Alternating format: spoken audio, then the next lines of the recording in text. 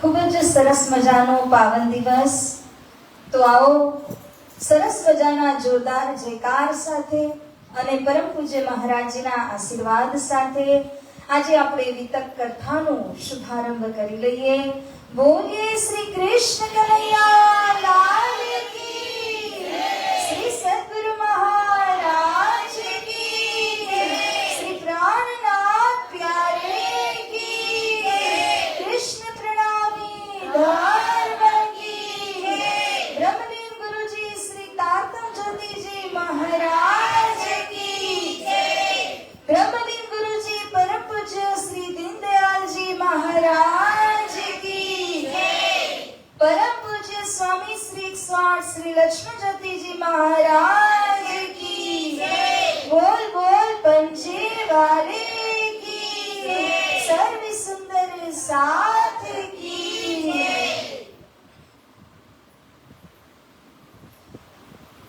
સિંહાસનમાં વિરાજમાન અક્ષરાતીત શ્રી રાજશ્યામાજીના પાવન ચરણ કમલમાં અખંડ દંડવત પ્રેમ પ્રણામ કરતાની સાથે પરમ વંદનીય પરમ પૂજનીય આ સંસ્થાના નિર્માતા એવા બ્રહ્મદેવ ગુરુજી શ્રી 108 શ્રી તાતમ જ્યોતિજી મહારાજના પાવન શ્રી ચરણોમાં કોટાન કોટી પ્રેમ પ્રણામ. તેમજ પરમ પૂજ્ય ગુરુજી બ્રહ્મદેવ શ્રી દીનદયાલજી મહારાજજી જેમના આશીર્વાદના માધ્યમથી આ બ્રહ્મવાણીનું રસપાન 14 વર્ષ સુધી મને કરવા મળ્યું એવા ગુરુજીના પાવન શ્રી ચરણોમાં હું અખંડ દંડવત પ્રેમ પ્રણામ કરું છું. તથા વર્તમાન ગાદીપતિ તેમજ ખૂબ જ ઓજસ્વી તેજસ્વી એવા આપણા શ્રી 108 સ્વામી શ્રી લક્ષ્મણ જ્યોતિજી મહારાજ શ્રીના પાવન ચરણારવિંદમાં કોટી કોટી દંડવત પ્રણામ કરતાની સાથે મંદિરના પૂજારી મહારાજજી, સમસ્ત આદરણીય ટ્રસ્ટીજન તથા આદરણીય આપણા બંને મહિલા મંડળના પ્રમુખશ્રીઓ તેમજ સર્વ માતાઓ બહેનો, મંદિરના સ્ટાફ, આપ બધાને રચિતા સખીના કોટી કોટી પ્રેમ પ્રણામ. સુંદર સાજી, આજનો દિવસ તો લ્યામણો છે જ, અને આવો આપણે એક વંદનાની સાથે આજના આ સેશનનું, આ વિતક ચર્ચાનો શુભારંભ કરીએ. બધા સાથ આપજો અને વગાડવામાં પણ સાથ આપજો.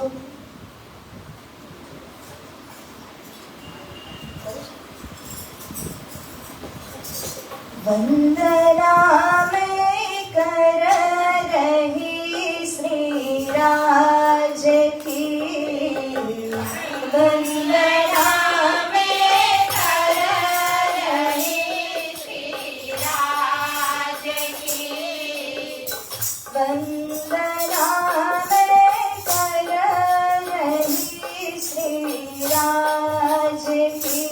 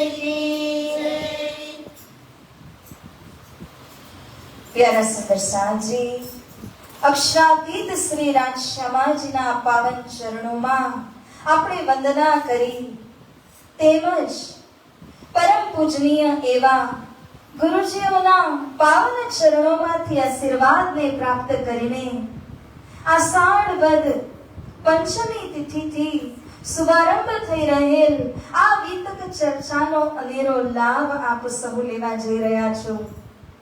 વાલા સુંદર સાજી સ્વામી શ્રી લાલદાસજી મહારાજ જે આ ગીતક ચર્ચા આ ગીતક ગ્રંથ સાહિબના રચયિતા છે એવા સ્વામી શ્રી લાલદાસજી મહારાજજીના પાવન ચરણોમાં આપણે કોટી કોટી દંડવત પ્રણામ કરીએ, જેમણે એટલું સરસ મજાનું રસદાર સાહિત્ય, એમ કહો તો સાહિત્ય નહીં કહેવાય, સાહિત્ય સ્વરૂપ જરૂર છે, પરંતુ આની અંદર તો બ્રહ્મવાણીનો સાક્ષાત રસ એમણે ભરી મૂક્યો છે.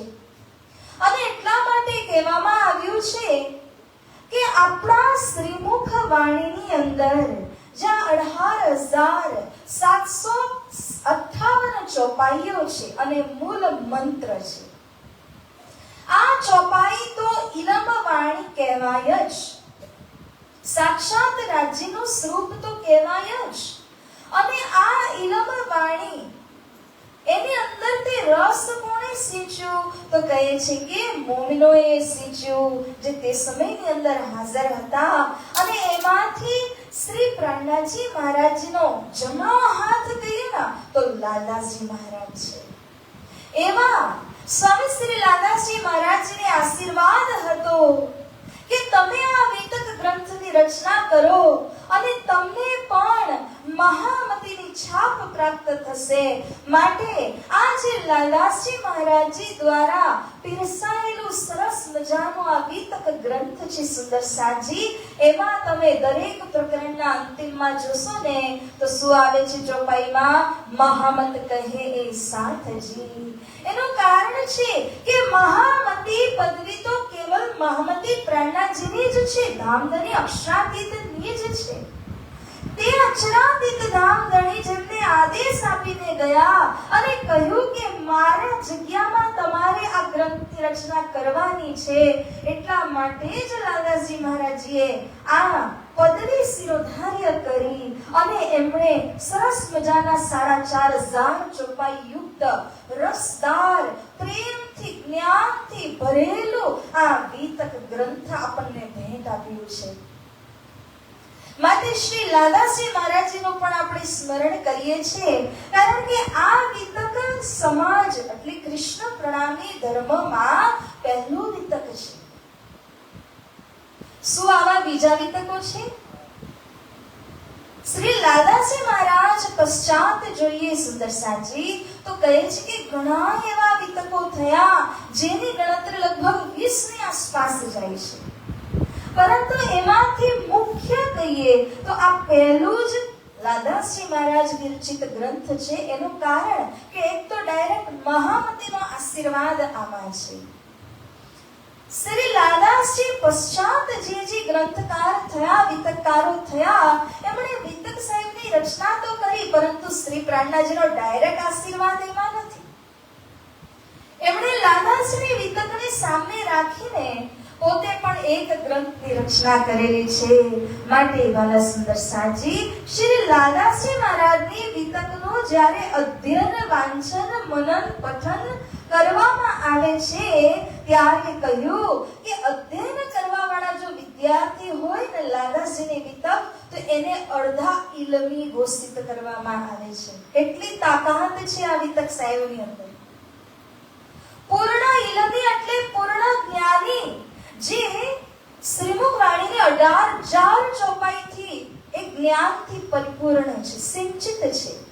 અને લાલાજી મહારાજજીની આ ગ્રંથને જે અધ્યયન કરે છે, જે શીખે છે, એમના માટે કહ્યું કે અર્ધ ઇલમી છે. એટલે કેટલી વાણીની આની અંદર તાકાત ઉતરી ગઈ છે આ વિતક સાહેબની અંદર. અને વાલા સુંદર સાજી આપણા તો અહોભાગ્ય હું દર વખતે વખાણું જ છું. સુરતના કૃષ્ણ પ્રણામી મૂલ મિલાવા માનવ મંદિરના મહિલા મંડળને હું પોતે સાક્ષાત દંડવત પ્રણામ કરું છું. તમારા અહોભાગ્યની સરાહના કરવી બહુ જ મુશ્કેલ છે. એનું કારણ કે હું ગત 3 વર્ષથી તો નિરંતર જોડાઈને જોઈ પણ રહી છું નજરે કે કેવી રીતે કટિબદ્ધ થઈને તમે બધા શ્રવણ કરો છો. ક્યારેય પાછી પાની હોતી નથી. ગમે તે વક્તા કેમ ન હોય અને એક દિવસમાં ગમે એટલા વક્તા કેમ ન હોય, સાંભળવું એક તપસ્યા છે. તપસ્યાથી ઓછું નથી. અને આ તપસ્યામાં અત્યાર સુધી જ અને આગળ પણ આમ જ રહે કે બધા જ ખરા ઉતરતા જાઓ, આ રસને, આ વાણીને બસ ગ્રહણ કરો. આપણે પ્રસંગ યાદ કરીએ તો જ્યારે ભાગવત કથામાં સુખદેવ મુનિજી બેસવા જઈ રહ્યા હતા, તે સમયે દેવો આવ્યા અમૃતનો ઘડો લઈને કે હે સુખદેવ મુનિજી, આપ તો અવધૂત છો અને આ જે કથામૃત તમે રસપાન કરાવવાના છો એ અમને આપી દો, અને આ અમૃતનો જે ઘડો છે આ તમે લઈ લો. તો સુખદેવજી તો હસી પડ્યા. આ શું વાત કરો છો? આ તો કમર્શિયલ તમે થઈ ગયા. કેમ? કારણ કે તમે કાચના ટુકડા આપીને કોહિનૂર લઈ જવાની વાત કરો છો. તમારી પાસે જે અમૃતનો ઘડો છે એમાં અમૃત છે કેટલું? પહેલી વાત તો એ જો આ ઘડો છે તો કહે છે તમારી પાસે જે અમૃતનો ઘડો છે એમાં અમૃત છે કેટલું? પહેલા જ આ લોકો પીતા પીતા ઝઘડીને અડધું ઢોળી નાખ્યું, પી ગયા ને સૂઈ ગયો. તો સૂંઘવા બરાબર નહીં નથી. અને એવો અમૃતનો ઘડો તમે આ ચર્ચા રૂપી અમૃતને સાંભળવાના બરાબરીમાં ઘટાવો છો. અરે આ તો ક્યારેય સંભવ નથી કે તમે આ કથા અમૃતને આવી રીતે આ જાહેરી તમારા અમૃતને આપીને કથામૃત લૂંટી જાઓ. આ એમને બેસો તો બેસો, બધાને છૂટ છે, પરંતુ આના બદલામાં આ એ ક્યારેય થઈ ન શકે. કારણ કે કોહિનૂર ખરીદવા જાઓ છો ને કાચના ટુકડા આપતા આવો છો, આ કેવી રીતે સંભવ છે? આ જે વાણી રૂપી અમૃત છે સુંદર સાજી, આ વાણી રૂપી અમૃત ક્યારેય ખૂટવાનું નથી. પેલું અમૃત જેટલું વહેંચાશે એટલું ઓછું થશે, ક્ષીણ થશે, પરંતુ આ અમૃત ક્યારે ક્ષીણ થવાનું ન દેવાવાળા માટે ન લેવાવાળા માટે, બલ્કિ જેટલું પીરસાય, જેટલું આપ લે થાય એટલું જ આ અમૃતની અંદર વધારો થવાનો. બોલો શ્રી કૃષ્ણ કનૈયા લાલ કી. માટે સુંદર સાજી, આ અમૃતને જેટલું પણ આપણે રસપાન કરીએ એટલું આ વધવાનું જ છે. એટલે દર વર્ષે આપણે ભેગા થઈએ છીએ 3 થી 5 માં. દર વર્ષે એની એક કથા. અચ્છા, કોણ છે જેને બહુ જ સાંભળી લીધી વર્ષો વર્ષથી? 25 વર્ષ, 30 વર્ષ, 25 વર્ષ, 30 વર્ષ, વધારે? હજી એનાથી વધારે? તૃપ્તિ થઈ ક્યારે? જેટલું આપે સાંભળ્યું હશે ને એટલું જ હૃદયના ભાવ હજી જાગૃત થાય. હજી ક્યારે મળે, ક્યારે મળે? હું પોતાનો અનુભવ કહું, એક વર્ષ એવું આવ્યું હતું કે જ્યારે મારાથી કથા થાય એમ હતી જ નહીં. કદાચ આજથી 2 વર્ષ પહેલા જ્યારે અહીં કરેલી હતી ત્યારની જ વાત છે. એ ઘરના સંજોગ વસાત કે કથા થાય એમ જ નહોતી, ત્યારે રડીને રાજીને પ્રાર્થના કરી કે હે રાજી મહારાજ, આ વિતક ચર્ચા ક્યારે ન છૂટે, કારણ કે વિતક ચર્ચાનું છૂટવું એ ધણીના ચરણ છૂટી જાય. આખા વર્ષનું આપણો આ 1 મહિનાનું ચાર્જિંગ છે. જો ચાર્જિંગ ન થાય ને તો આખા વર્ષમાં આપણને એની ખબર પડી જાય, અને જો ચાર્જિંગ બરાબર થયું હોય ને તો પણ આપણને ખબર પડી જાય. એટલી ઉર્જા, એટલી શક્તિ આપણને આ વિતક ચર્ચા શ્રવણ કરવાથી આવે છે. આવું કેમ થાય છે ત્યારે સુંદર સાજી? કારણ કે આ વિતક શું છે? આપણા ધામ ધણીની વિતક છે. આજે પહેલો દિવસ, એટલા માટે ભૂમિકાની વાત આપણે કરીએ છીએ. પ્રસંગમાં ડાયરેક્ટ લાદાસજી લઈ નથી ગયા, ભૂમિકા બાંધી છે. પહેલા સમજો કે શું સાંભળવા જઈ રહ્યા છો. આખો મહિનો સાંભળવાનું છે તો પહેલા દિવસે એ તો ખ્યાલ આવે કે શું સાંભળવાના છીએ. ત્યારે શ્રી લાદાસજી મહારાજજી પ્રથમ પ્રકરણમાં શીર્ષક આપીને કહે છે, શ્રી શ્રી શ્રી तीनों स्वरूपों की वितक. જે આપ સાંભળવાના છો આ 3 સ્વરૂપની વિતક છે. પહેલા દિવસે ગુગલી બાઉન્સર જે કયો રે. હવે આ 3 સ્વરૂપનો ખુલાસો કેમ ન થાય? ક્યાં થશે 3 સ્વરૂપનો ખુલાસો?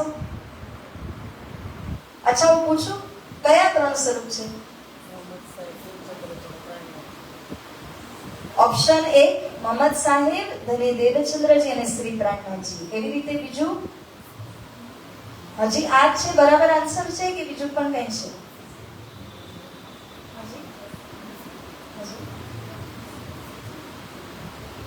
કયા 3 સ્વરૂપ? બસરી મલકી હકી. અચ્છા, આ બાજુ પાછળ કયા 3 સ્વરૂપ છે? એક જ આન્સર આવ્યો હતો. લોક કરીએ.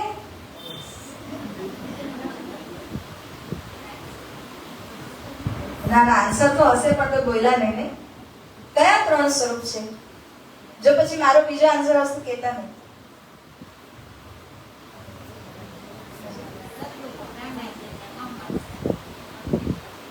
સદગુરુ પ્રેરણાજી ને મોહમ્મદ સાહેબ. હા, એ જ હતું ને. પછી બીજા કોઈ?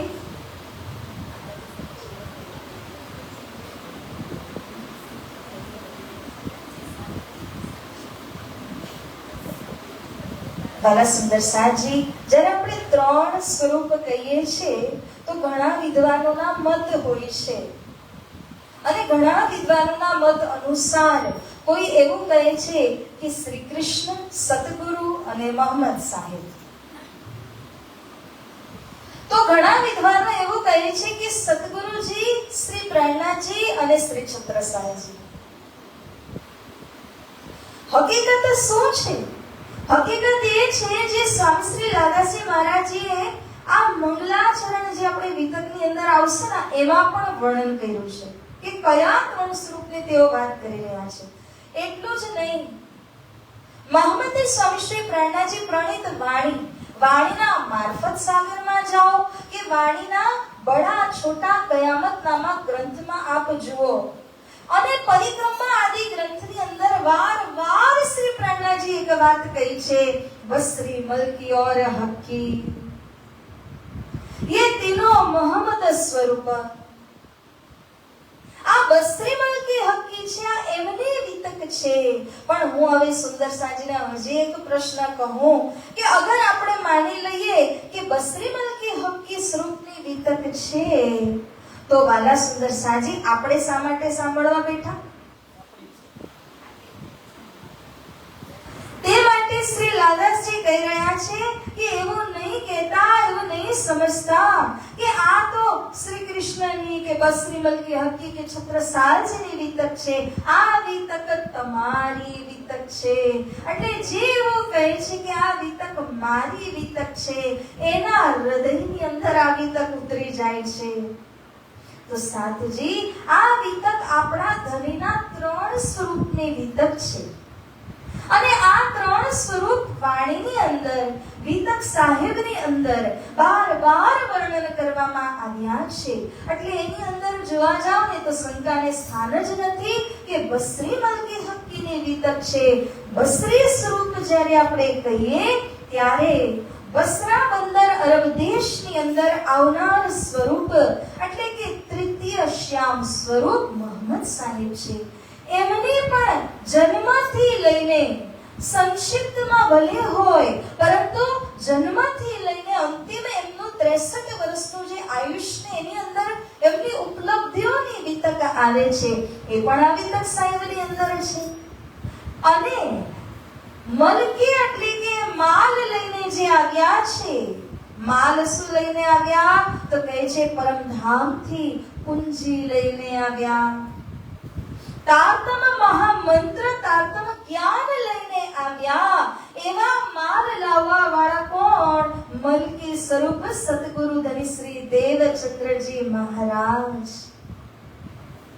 હકી એટલે કે જે સ્વયં પૂર્ણ બ્રહ્મ પરમાત્માનું જોશ લઈને પ્રગટ થયા છે, 16 આના શક્તિ સાથે જે પ્રગટ્યા છે, એવા મહાનતમ બુદ્ધિના સાગર મહામતી સ્વામી શ્રી પ્રાણનાથજી મહારાજજીને હકી સ્વરૂપની ઉપમા દેવામાં આવી છે. તો આપણે જે વિતક શ્રવણ કરવાના છીએ, આ 3 સ્વરૂપની વિતક છે. અને સાથે જ આપણે પોતાના શિર ઉપર ધારણ કરીએ છીએ, કારણ કે મારા ધણીની વિતક એ મારી વિતક છે. અગર મને એની અંદર મેપણું ન હોય, પોતાપણું ન હોય, અમપણું ન હોય, તો આ વિતક મને અપીલ જ ન કરે, મને સ્પર્શ જ ન કરે. આપણે કોઈની ખબર આવે કે ફલાણા કોઈ વ્યક્તિનો એક્સિડન્ટ થઈ ગયો, આપણે પૂછવા જવાના હતા? સારી ખરાબ ખબર આવે, હા થયું, આપણે દુર્ઘટના થઈ, એના બદલ આપણે પ્રાર્થના પણ કરી શકીએ, પણ ખબર જ નથી, પરિચય જ નથી, તો એમની સાથે આપણને કોઈ સુખ દુઃખ લાગતું વળગતું ન હોય, પરંતુ જ્યારે ખબર પડે, ઓહો એ તો આ જ હતા, ભલે ને પાડોશી કેમ ના હોય, ભલે ભાઈ બહેન ગમે તે કેમ ન હોય, પરિવારનો સદસ્ય કેમ ના હોય, પરંતુ દિલને એ વાત સ્પર્શી જાય છે. કેમ? કારણ કે સંબંધ છે. માટે સુંદર સાંજી હવે આ વાત યાદ રાખીએ કે આત્માનો સંબંધ કોની સાથે છે, અને એના વિષયમાં એવું શાસ્ત્ર કહી રહ્યું છે, તમારા કેટલાય સંબંધ છે. શરીર જ્યાંથી જન્મ્યું છે ને ત્યારથી માતા સાથે પહેલો સંબંધ, પિતા સાથે સંબંધ, ભાઈ બહેન દાદા દાદી વડીલો કોની સાથે સંબંધ નથી, પરંતુ આ બધા સંબંધ ક્યાંથી જોડાયા? જન્મથી. એટલા માટે કહ્યું છે કે આ જન્મ જ્યારે થયો શરીરનો છે, આત્માનો નથી. અને શરીરનો જ્યારે જન્મ થયો, શરીરે જે સંબંધો લગાવ્યા, જેટલા આપ મોટા થતા ગયા અને જીવન જેટલું આગળ વધતું ગયું, એટલા સંબંધો વધતા જાય છે. બરાબર? પેલા એકલા હતા, લગ્ન થયા, બાળકો થયા તો સંબંધ તો વધતા વધતા ગયા, અને સંબંધ જ્યારે વધતા વધતા ગયા તો એવું માનો કે તમે એક પછી એક શૂન્ય લગાડતા ગયા. શૂન્યમાં જે સંખ્યા છે ને મોટી થતી જાય. પરંતુ શાસ્ત્ર એ કહે છે કે તમે ગમે એટલા શૂન્ય કેમ ન લગાડો, આ બધા જ શૂન્ય જે છે ને એ કેવા છે, જ્યાં સુધી તમે આગળ એક અંક નહીં લખો, એકડો નથી લખતા, ત્યાં સુધી તમારી પૂર્ણ જે સંખ્યા અધૂરી જ રહી જશે. ગમે એટલા શૂન્ય કેમ ન લગાડો. એટલા માટે એક આત્મ ધણી, હું તો ભૂલી ગઈ છું ભાઈ, એક આત્મ ધણી हाँ पहचानिए, निर्मल यही उपाय. श्री महावती कहे समझ धनी के ग्रह्य सो प्रेम पाए. हे वाला सुंदर साजी, એક આત્મના ધનીની ઓળખાણ નહીં કરો ત્યાં સુધી તમારી આત્મા અને તે પરમાત્માના વચ્ચે સંબંધ સ્થાપિત જ નહીં થાય. અને જ્યાં સુધી સંબંધ સ્થાપિત નહીં થાય તો જેટલા પણ શારીરિક વ્યવહારો તમે અહીંયા ઊભા કર્યા, જેટલો કુટુંબનો પસારો કર્યો છે, આ બધું શૂન્ય શૂન્ય શૂન્ય શૂન્ય લગાડતા જાઓ, પરંતુ આગળ કોઈ સંખ્યા જ ન હોય તો આ બધા શૂન્યનું કામ શું? એટલા માટે સૌથી પહેલો સંબંધ આત્માનો સંબંધ છે. આત્માનો સંબંધ આપ ધનીની સાથે જોડો, અને આત્માનો સંબંધ જ્યારે જોડાય ને ત્યારે કહી શકાય કે અહીંના ગમે એટલા તમારે સંબંધો જોડવા હોય તો પછી ત્યારબાદ જ બધા લેખે લાગશે. એના સિવાય બધા શૂન્યના બરાબર જ છે.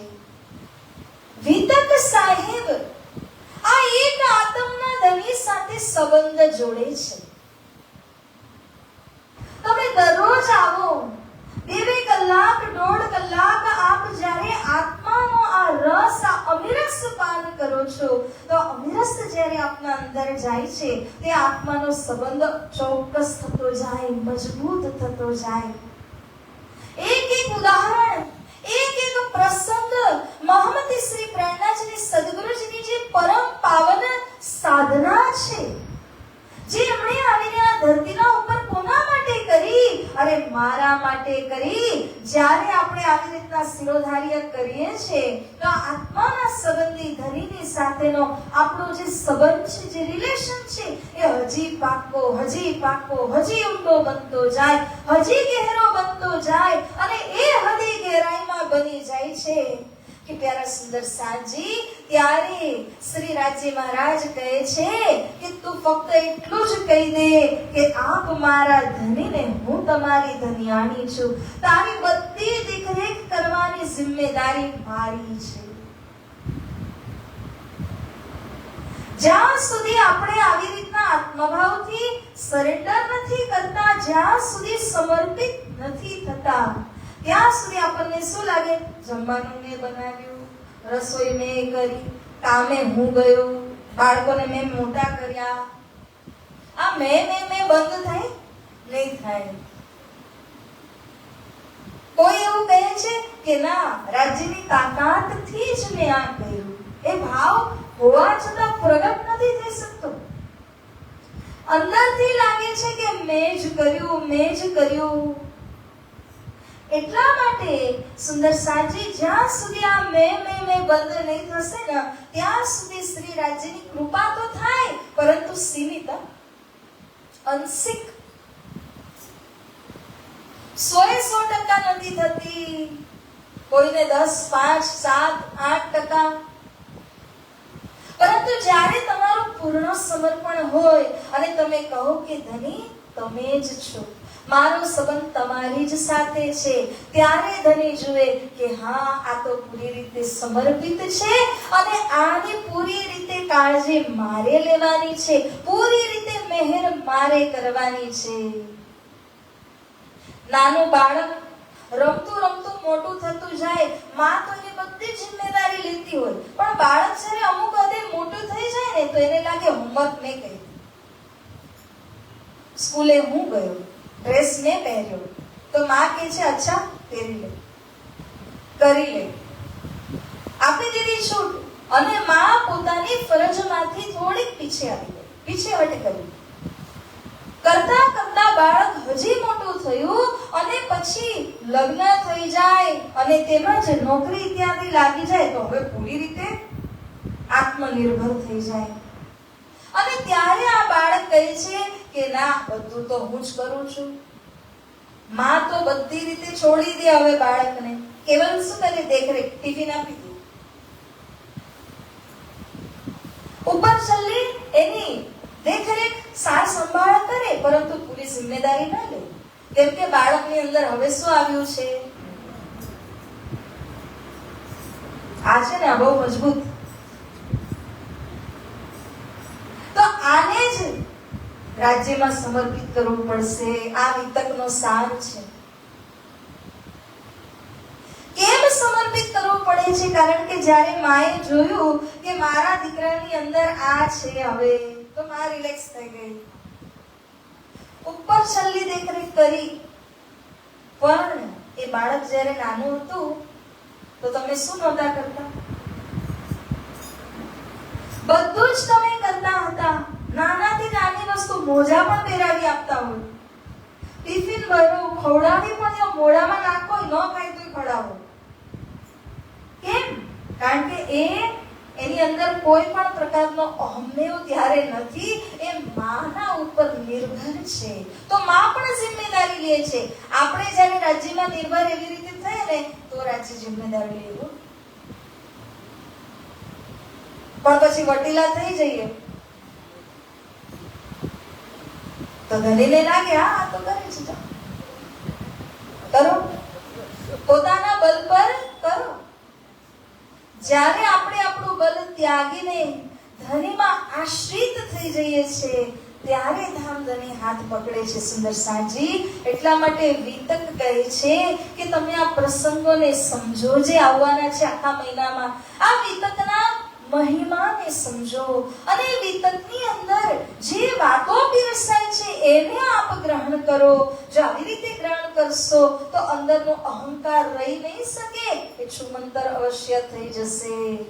ખરા અર્થમાં આપણે વિતક ચર્ચા સાંભળી એ ક્યારે કહી શકાય કે જ્યારે અંદરનો અહંમેવ જાય અને ધની ઉપર સમર્પિત થઈએ.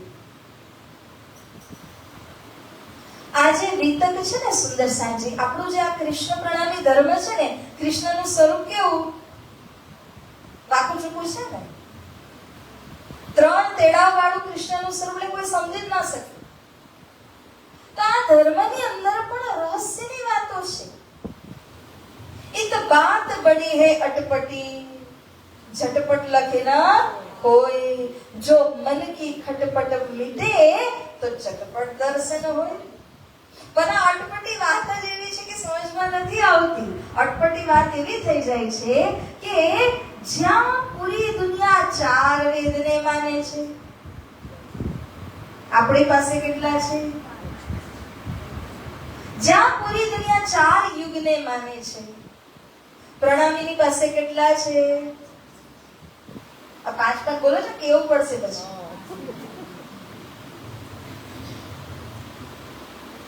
દુનિયા અને શ્રીમદ ભગવદ ગીતાના આધારિત જુઓ ને તો 4 પ્રકારના ભક્તોનું વર્ણન છે, પ્રણામીમાં 5 છે. તો 5 ક્યાંથી આવ્યું? અરે જયકાર ભી બોલો છો, બોલ બોલ પંચે વાલી કી. આ 5 શું છે? માટે સુંદર સાજી આ વિતકની ગહેરાઈને આપણે સમજવાની છે. પરમ પૂજ્ય ગુરુજી શ્રી દીનદયાલજી મહારાજ અમને કહેતા કે 12 મહિના છે વર્ષમાં, એ 12 મહિનામાંથી તમારા હોય તો 11, એક મહિનો આ રાજ્યનો છે. હાલ જ આપણે આપણા ગુરુજી શ્રી લક્ષ્મણ જ્યોતિજીના મુખારબિંદમાંથી આશીર્વાદ લીધા અને આપણે સાંભળ્યું કે ગુરુજી આપણને કહ્યું કે વિઘ્ન બાધાઓ તો આવશે, પરંતુ વળગીને રહેજો. કોને? વિતક સાહેબને. વિતક સાહેબને વળગીને રહેજો, ધણીના ચરણોને પકડીને રાખજો. કારણ કે આ વિઘ્ન બાધાઓનું કામ જ ઈ બને છે કે તમે સરસ મજાનું રસપાન કરતા હોય ત્યારે જે આવે અને તમને એમાંથી દૂર કરવા માંગે જ માયાનું કામ છે. કહેવાનો ભાવાર્થ એ છે કે વિઘ્ન બાધાઓ તો આવવાની પૂરી સંભાવના એ શ્રોતા વક્તા બધા માટે હોય, પરંતુ રાજીના ચરણોમાં પ્રાર્થના કરીએ કે હે ધામધની, હે રાજી મહારાજ, આ ચર્ચાનો એક દિવસ કે એક શબ્દ આપણાથી છૂટે નહીં. શ્રી રાજી મહારાજ એવી શક્તિ આપણને બધાને પ્રદાન કરે, કારણ કે આ બ્રહ્મવાણી છે અને બ્રહ્મવાણી જ્યારે પીરસાય તો આપણે જે કહ્યું છે ને કે સમયસર આવીને આને ગ્રહણ કરવાની પૂર્ણ કોશિશ કરવાની છે અને પૂરી લગન સાથે, મહેનત સાથે આને ગ્રહણ કરવાની છે, કારણ કે 11 મહિના તમારા છે, 1 મહિનો રાજ્યને આપણે આપી દીધો. તમે ક્રિશ્ચિયાનિટીની અંદર ઈસાઈ ધર્મમાં જઈને જુઓ તો એ લોકો 7 માંથી 1 દિવસ સન્ડે, ઇસ્લામમાં જો 7 માંથી 1 દિવસ શુક્રવાર, કશું જ નહીં, સત્સંગ અને મંદિરે જવાનું એના માટે નિર્ધારિત છે. પરંતુ આપણા અંદર જો આપણે એક કોઈ એવો દિવસ નિર્ધારિત નથી કરેલો. માટે આ જે સમય આ વેલા જે આપણા જીવનમાં આવે ને, એ આવીને કીધું ને પ્રેરણાજી, હાથ તાળી દીધે જાય છે. તાળી આપો ને, સમય કેવો હોય ગયો એના જેમ જઈ રહ્યો છે. કમર બાંધી લેજો સુંદર સાજી, મન બડા ચંચલ હે. અહીંયા બેસીને જ કમર બાંધી લેજો કે આપણે ગમે તે રીતે કરીને આખા મહિનાના એક પ્રસંગ આને આપણે રસાસ્વાદન કરવાનું છે, કારણ કે આ આત્માનું ધન છે, આત્માનો ખોરાક છે અને જો આપણે એક ડોઝ થી મિસ કરીશું તો પૂર્ણ નહીં થાય. પૂર્ણ કરવા માટે તમારે એક શબ્દ, એક દિવસની અંદર જે રસ પીરસાઈ રહ્યું છે એને ખોબલે ખોબલે ગ્રહણ કરવાનું. સંજમે સંજમે રાજી પીવડાવે છે એને આપણે ગ્રહણ કરવાનું છે. માટે વાલા સુંદર સાજી, આ વિતક સાહેબનો મહિમા અને એનું જેટલું પણ ગુણગાન કરીએ એટલું જ ઓછું છે.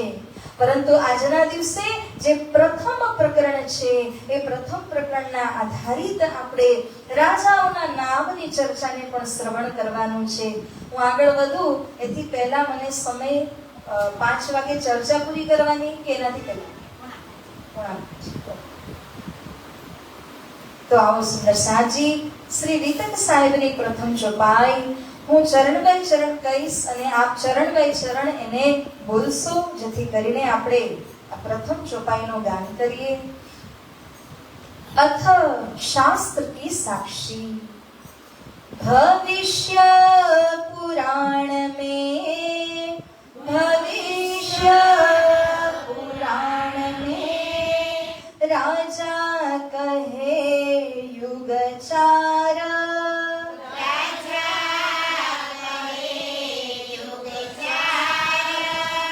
वचन जो है व्यास के,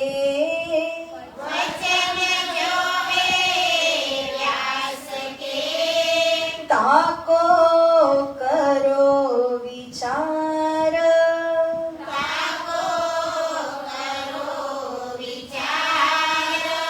ताको करो विचार,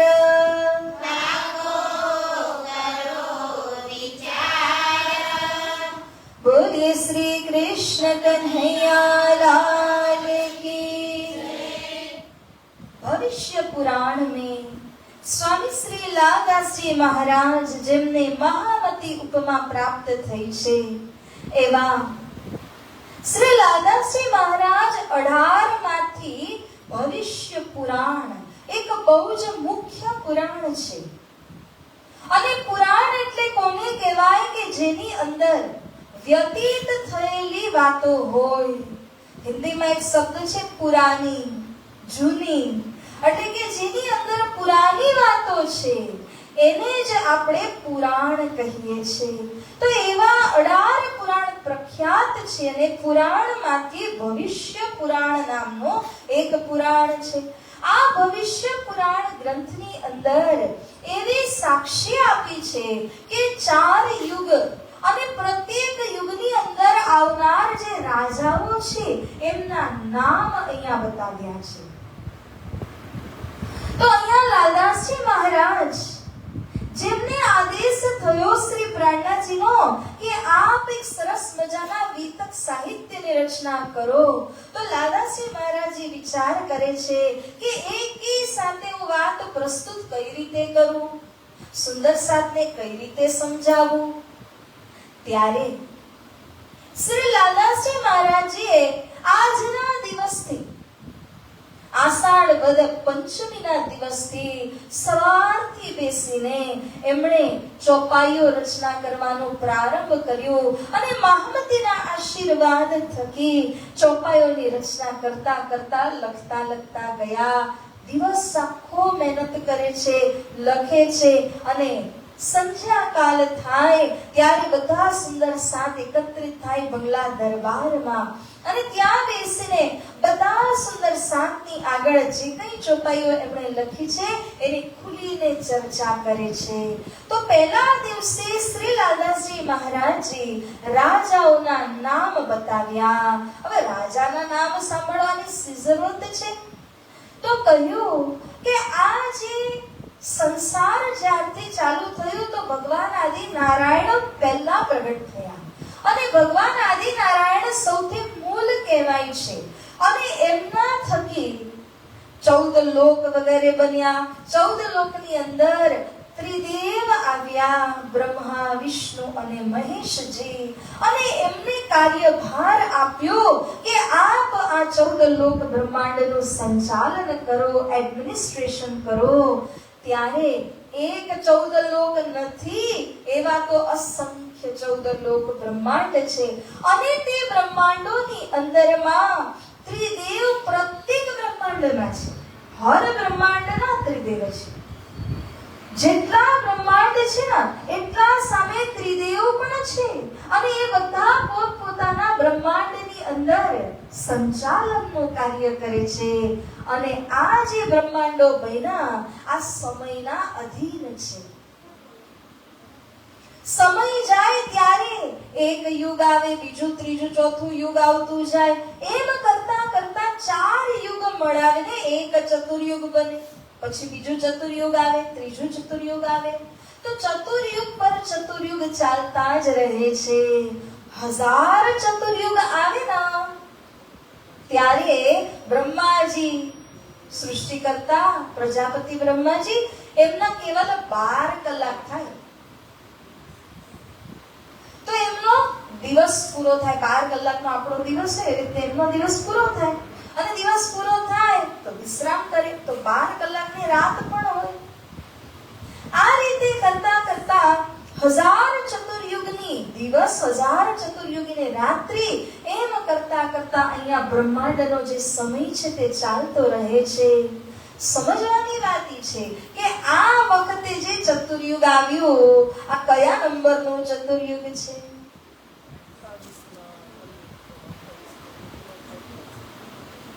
અઠ્યાવીસમું. અને બીજું શું? આની સાથે બીજું પણ એક કહેવામાં આવે છે.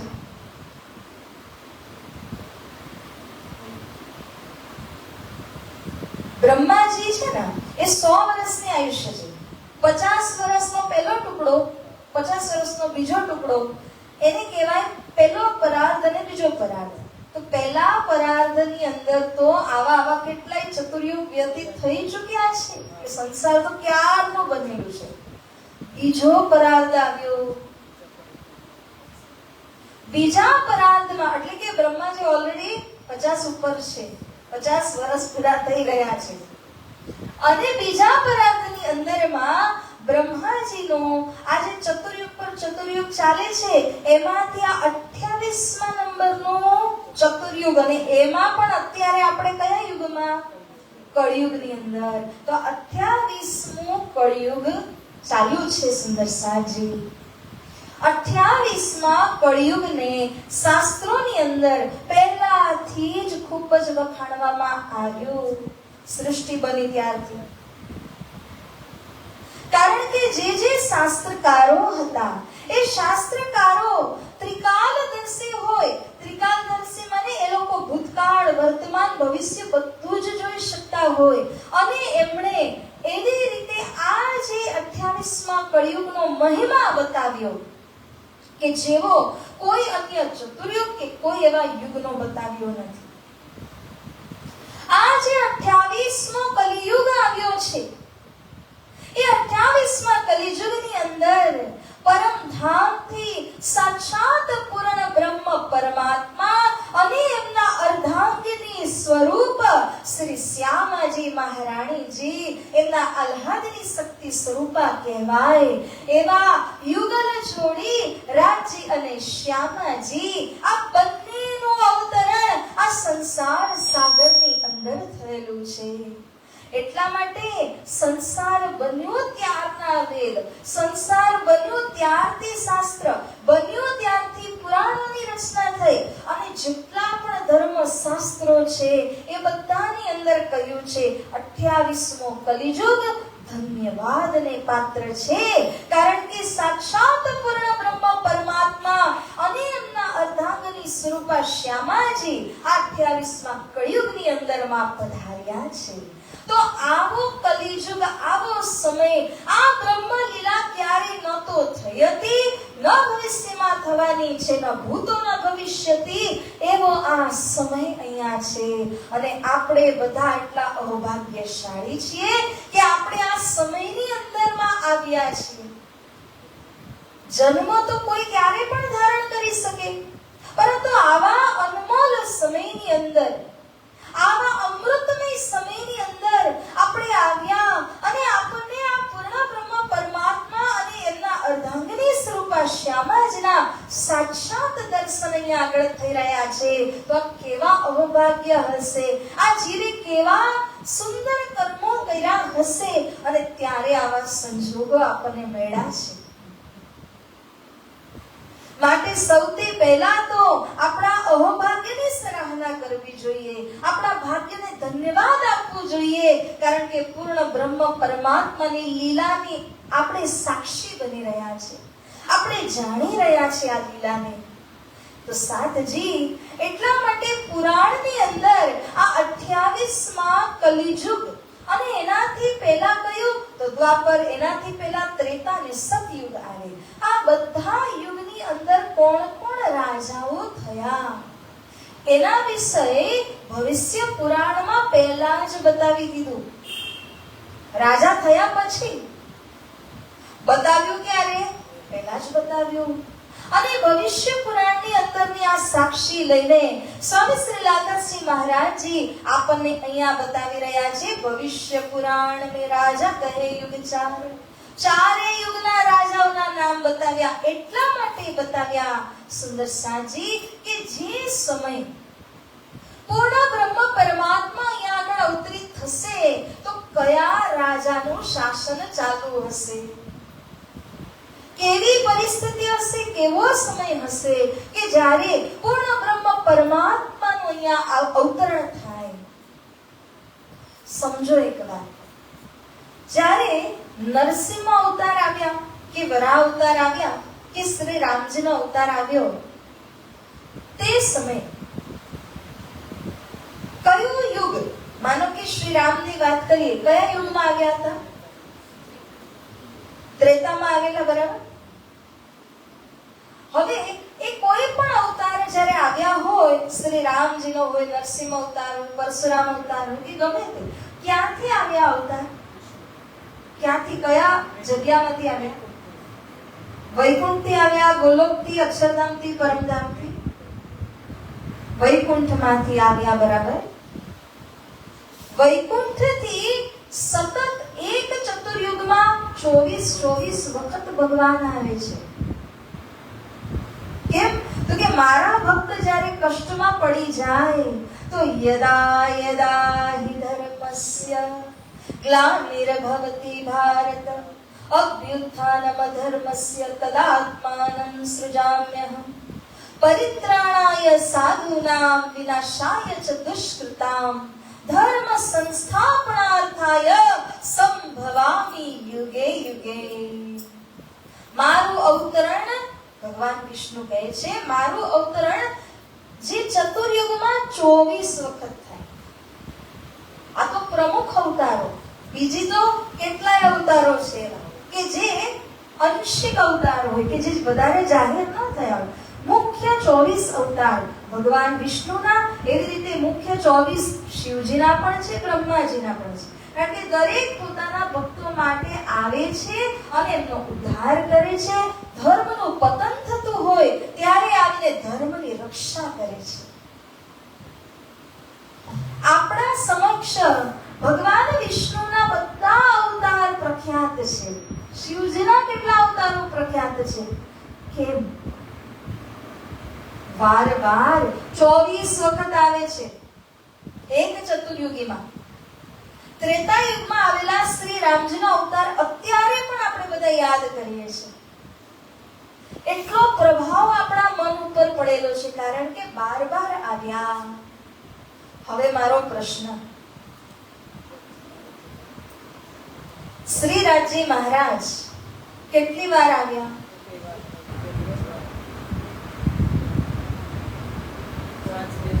કૃષ્ણ નહીં અવતારી સાધો, કૃષ્ણ નહીં અવતારી. એટલા માટે જ કહ્યું કે જે ઉત્તમ પુરુષ પરમાત્મા છે એ અવતારી નથી, અવતાર ધારણ કરવા વાળા નથી. જ્યારે કે ભગવાન વિષ્ણુ અવતારી છે. બાર ચતુર્યુગની અંદર 24 વખત તો આવે જ ભક્તોની રક્ષા માટે. પરંતુ અક્ષરાતીત ધામથી પૂર્ણ બ્રહ્મ પરમાત્મા અહીંયા વાર આવતા નથી, કારણ કે સંસારની અંદર અવતાર ધારણ કરવાનું એમનું કામ જ નથી. ત્યારે જ તો કહ્યું કે શ્રી કૃષ્ણ એટલે કે તમે ઉત્તમ પુરુષ પરમાત્મા છે એ અવતારી નથી, એ વાર આવતા નથી, પરંતુ આ 28મા કળિયુગની અંદર આવ્યા. ન પેલા આવ્યા હતા, ન આગળ આવવાના. કેમ? તો કે બ્રહ્મ પ્રિયાઓના માટે. જો બ્રહ્મ પ્રિયાઓએ ઈચ્છા ન કરી હોય તો શ્રી રાજજીને આવવાનું શું કામ હતું? જે ધની શ્રી રાજજી મહારાજ પલકને આંખને બંધ કરીને ખોલે ત્યાં જ કરોડો બ્રહ્માંડ બનીને નાશ થઈ શકે છે. તો અક્ષર બ્રહ્મની શક્તિ છે. તો રાજ્યની તો શી વાત? એવા અક્ષરાતીત ધામધનીને બાર સંસારની અંદર અવતાર ધારણ કરવાનું કોઈ કામ નથી. શ્રી રાજજી મહારાજ તો અહીંયા પોતાની બ્રહ્મ સૃષ્ટિ માટે આવ્યા કે મારી જે અંગનાઓ છે, 12,000 સખીઓ છે, એમને આ ખેલ જોવો છે, માટે હું જાઉં. અને કેવી રીતે આવ્યા? અમથી પહેલા પધાર્યા શ્રીરાજ. અરે આપણા કરતા પહેલા આવ્યા. કેમ આવ્યા? તો કહે છે કે મારી સખીઓ આવે ને એનાથી પહેલા જ હું જાઉં, વ્યવસ્થા થઈ જાય, મારી ઉપસ્થિતિમાં હું મારી બ્રહ્મ આત્માઓને ઉતારું. એટલી કાળજી, એટલો પ્રેમ ધની આપણા માટે ધારણ કરે છે. એવા ધામ ધની જે બાર સંસારની અંદર આવતા નથી. માટે આપ જોશો કે ત્રિદેવને સૌ કોઈ જાણે છે, ઠેર ઠેર મંદિરો છે, પરંતુ રાજજી મહારાજનું આ અતિ સુંદર મંદિર કહીએ, સ્થાન કહીએ, એ ક્યાં છે? તમે અહીંયા જોઈ રહ્યા છો શ્રી કૃષ્ણ પ્રણામી મૂલ મિલાવા માનવ મંદિર સુરત, શ્રી 5 મહામંગલપુરી ધામ સુરતની અંદરમાં. એવી જ રીતે અહીંના જનજનના હૃદયની અંદરમાં રાજજી શ્યામાજીનું મંદિર બનેલું છે. પણ સાથજી કહેવાનો મતલબ શું છે કે જેવી રીતે બીજા મંદિરોની અંદર બાર આપણે જોતા હોઈએ છીએ કે અવતારી પુરુષોની પ્રતિમા સ્થાપિત કરેલી છે, શ્રી રાજજી મહારાજનું સ્થાન જે છે એ ચોક્કસ ફિક્સ છે. કારણ કે ઠેર ઠેર આવી રીતે ધની આવ્યા નથી. જ્યાં ધની છે એ સ્થાનમાંથી ધામ ધની આપણને એટલો આશીર્વાદ આપી રહ્યા છે, એટલું પ્રેમ, એટલી ભક્તિ આપણને આપી રહ્યા છે કે અન્યત્ર કશે પણ જવાની જરૂરત જ નથી પડતી.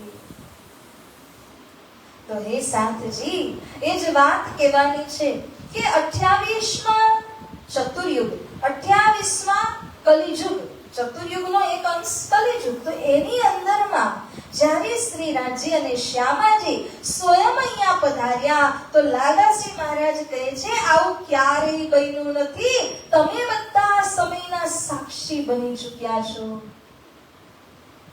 અને શ્રી લાલાજી કહે છે કે આવનાર રાજ્ય અને શ્યામાજીનું જે સ્વરૂપ કયા સમયમાં આવ્યું, ત્યારે કોણ રાજા હતા એની સાક્ષી, એનો પુરાવો મારે તમને દેવો છે. એટલા માટે હું ભવિષ્ય પુરાણના અંદરની વાત આપની આગળ પહેલા જ પ્રકરણમાં અહીંયા હું પ્રગટ કરું છું, જાહેર કરું છું.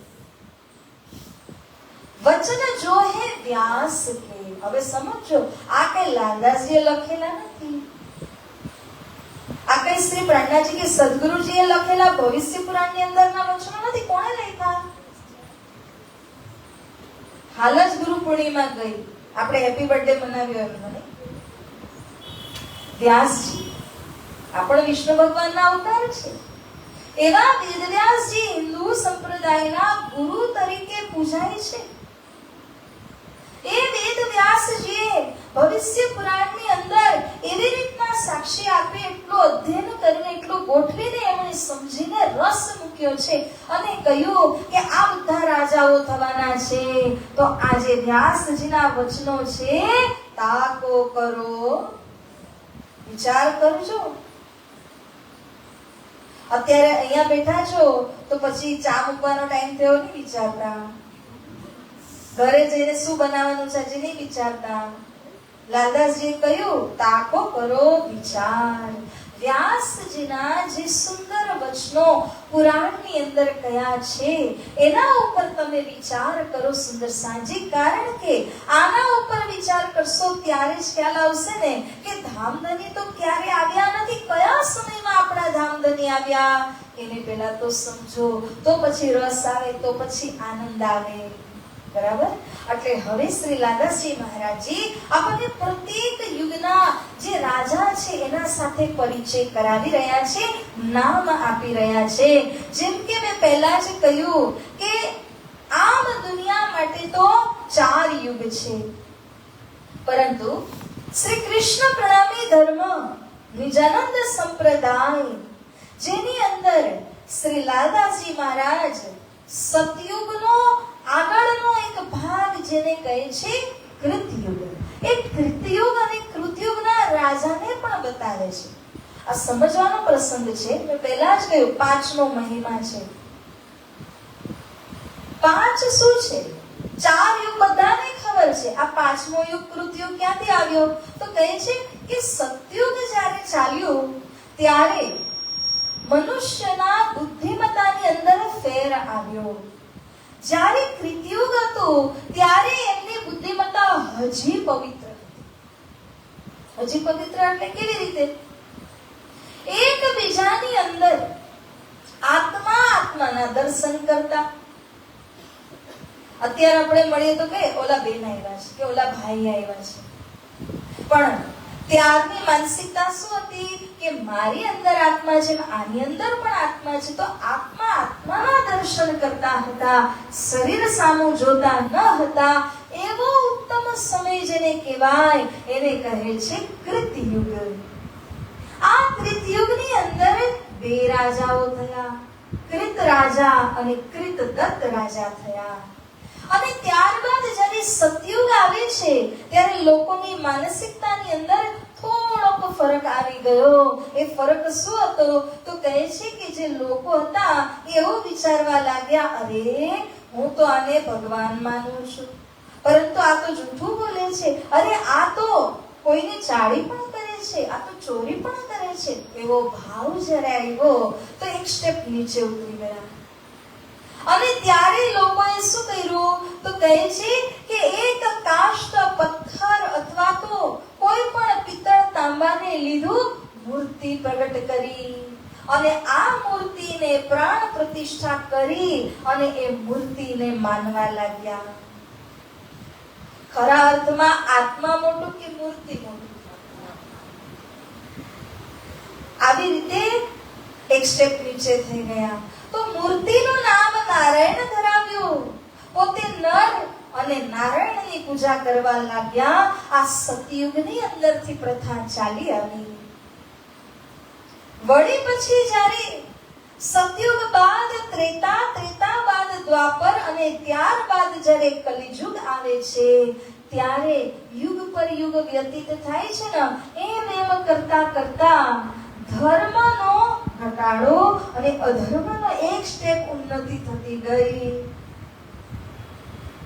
સતયુગની અંદર જોવા જાઓ તો 3 ચરણ, આપણે 4 અગર 4 ચરણમાં લઈએ તો 3 ચરણ ધર્મ, 1 ચરણ જ અધર્મ જ હતું સતયુગમાં. દ્વાપરમાં ત્રેતામાં જ્યારે આવ્યા ત્યારે 2 ચરણ ધર્મ, 2 ચરણ અધર્મ થયું. હવે એના પછી ત્રેતા બાદ આવ્યું દ્વાપર યુગ. તો દ્વાપર યુગની અંદરમાં આવ્યા તો 1 જ ચરણ ધર્મમાં રહ્યું, 2 ચરણ અધર્મમય થઈ ગયા. કલિયુગમાં જ્યારે આવ્યા ત્યારે તો બધા 4 ચરણ જ અધર્મમય થઈ ગયા. એટલે કે અધર્મનો વધારો કેવી રીતે થતો ગયો? પણ સમજવાની વાત છે કે કલિયુગને આટલા અધર્મથી યુક્ત હોવા છતાં પણ સૌથી વધારે ધન્યવાદ આપ્યો છે. કારણ કે કલીર ધન્ય કહ્યું છે શાસ્ત્રોએ. આ યુગની અંદર જો યદિ ક્ષણ માટે પણ મન સ્થિર થઈ જાય તોય બેડો પાર થઈ જાય એમ છે.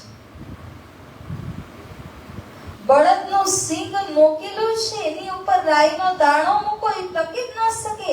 છતાં જે ભાગ અંશિક 1 સેકન્ડનો અંશ પણ અગર ટકી રહ્યો હોય, એટલા પણ સમય માટે યદિ મન ટકી જાય પરમાત્મામાં તોય તે કલ્યાણ થઈ જાય છે. એવું આ કલિયુગ છે. એટલે એક ઓર એની અંદર અધર્મ જ ધર્મ છે અને બીજી ઓર એની અંદર નામનો મહાત્મ્ય એટલો છે કે કશું જ કરવાની આવશ્યકતા નથી. કેવલ તમારે બેસીને રાજશ્યામા રાજશ્યામા રાજશ્યામા જ કરવાનું છે. તો સુંદર સાજી આપણા કૃષ્ણ પ્રણામી ધર્મમાં જે 5 યુગ બતાવ્યા, એવી રીતે 5 ભક્ત પણ બતાવ્યા છે. ચતુર્વિધા ભજન્તે મામ, વિષ્ણુ ભગવાન જે અર્જુનની સામે એક યુદ્ધ ભૂમિની ઉપર ઊભા જ્ઞાન પીરસી રહ્યા છે. વાસ્તવમાં એમની અંદર બીજી શક્તિ આવી છે, પરંતુ એ જ્યારે જ્ઞાન પીરસે છે, અર્જુનને કહે છે તો કહે છે કે મને માનવા વાળા 4 પ્રકારના ભક્તો છે. આર્તો, જિજ્ઞાસુ, અર્થાર્થી, જ્ઞાની ચ ભરતર્ષભ. 4 પ્રકાર કયા છે. આર્ત એટલે કે જે પીડિત છે, એટલા બધા રોગગ્રસ્ત, એટલી બધી પીડા એના જીવનની અંદર છે કે વારવાર જઈને પ્રભુ પરમાત્માને પ્રણામ કરીને પુકાર કરે છે, એ આર્ત કહેવાય. બીજું શું કહ્યું? જિજ્ઞાસુ, જેની અંદર કંઈક જાણવાની જિજ્ઞાસા છે, એવા પણ ભક્તો છે. અર્થાર્થી, આના માટે જાય, આટલું તમે કરાવી દો તો તમને આટલા લાડવા ધરાવું, આટલું તમે પાસ કરાવી દો તો પછી હું આ ફલાના પાઠ પૂજા કરાવું. એવું કહેવા વાળા તે ઘણા ભક્તો છે. એ બધા શું છે? અર્થાર્થી. ચોથા જ્ઞાની કહ્યું છે કે જે ભગવાન સંબંધી જ્ઞાન લઈને જાગૃત થયા છે, એ જ્ઞાની. અને ભગવાન કહે છે અર્જુનને, જે જ્ઞાની છે સૌથી વધારે મને પ્રિય છે. સમજીને ભક્તિ કરે છે, અંધશ્રદ્ધા નથી એની અંદર. તો 4 ભક્તો બતાવ્યા, પરંતુ આપણા કૃષ્ણ પ્રણામી ધર્મની અંદર 5મો ભક્ત છે. કયો 5મો?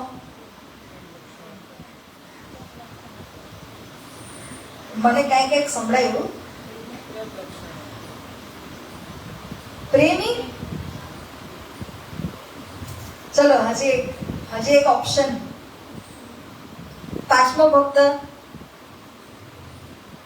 હવે નિજાનંદમાં જે ઓતપ્રોત છે એવું બરાબર? કઈ પાછળથી જવાબ?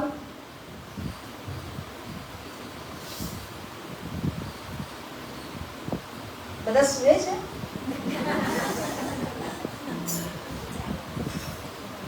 ધૂન બોલાવો.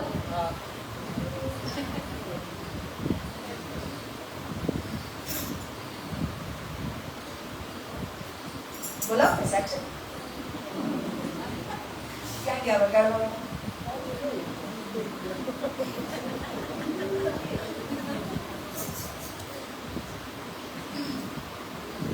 પાંચમો વિચારી નાખજો, પોલીસ નહીં ગઈ.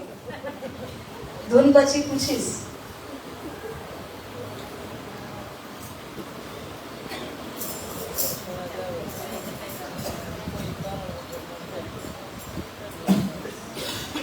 बोलिए श्री कृष्ण कन्हैया लाल की. जयकारे में दम नहीं, हम किसी से. बोलो श्री कृष्ण कन्हैया लाल की. जागो जागो सैया जगाने वाले आ गए. जागो जागो सैया जगाने वाले आ गए. ओ जागो जागो सैया जगाने वाले आ गए. जागो जागो सैया जगाने वाले आ गए. धाम की दुल्हारे मेरे सतगुरु बनकर आ गए. धाम के दुल्हारे मेरे सतगुरु बनकर आ गए. धाम के दुल्हारे मेरे प्राणनाथ बनकर आ गए. धाम के दुल्हारे मेरे प्राणनाथ बनकर आ गए. ओ जागो जागो सैया,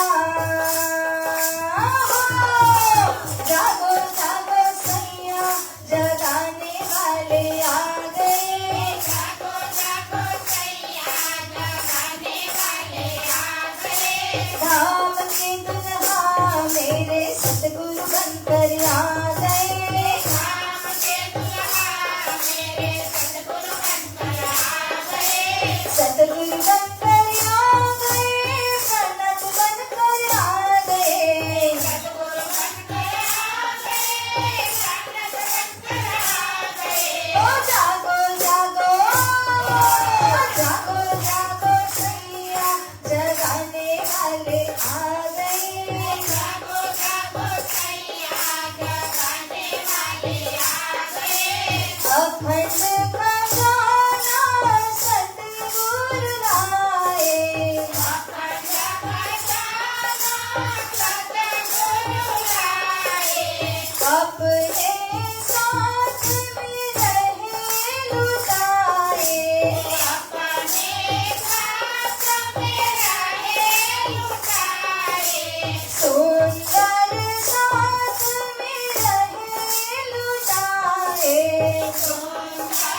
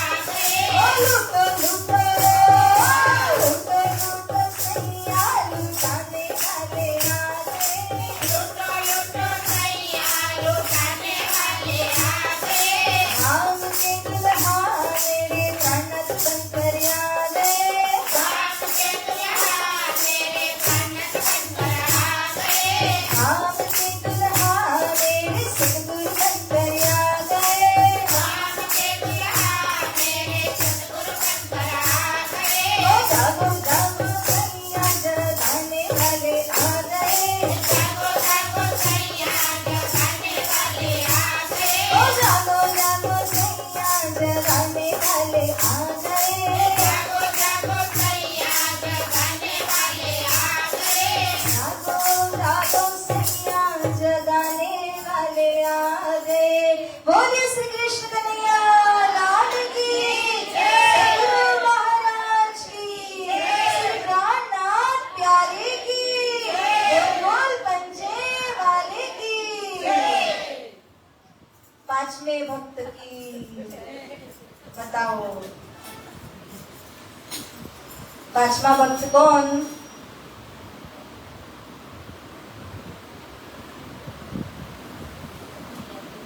હવે તો જાગી ગયા, હવે તો બોલો।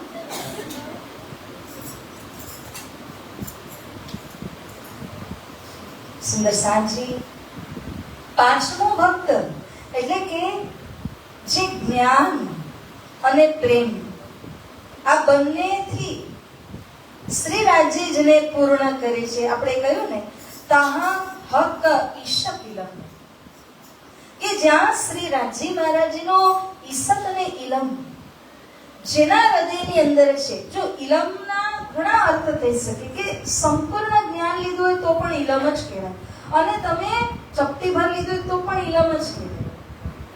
એ ચપટી ભરમાં એટલી તાકાત છે, પરંતુ વસ્તુ એમ છે કે ઇલમને એટલે જ્ઞાનને જે સંચિત કરીને પૂર્ણ બ્રહ્મમાં સમર્પિત છે, જે પ્રેમથી પોતાને જ અર્પણ કરી દે છે, એવા પાંચમા ભક્ત કૃષ્ણ પ્રણામી ધર્મ સંપ્રદાયની અંદરમાં કહેવામાં આવ્યા છે।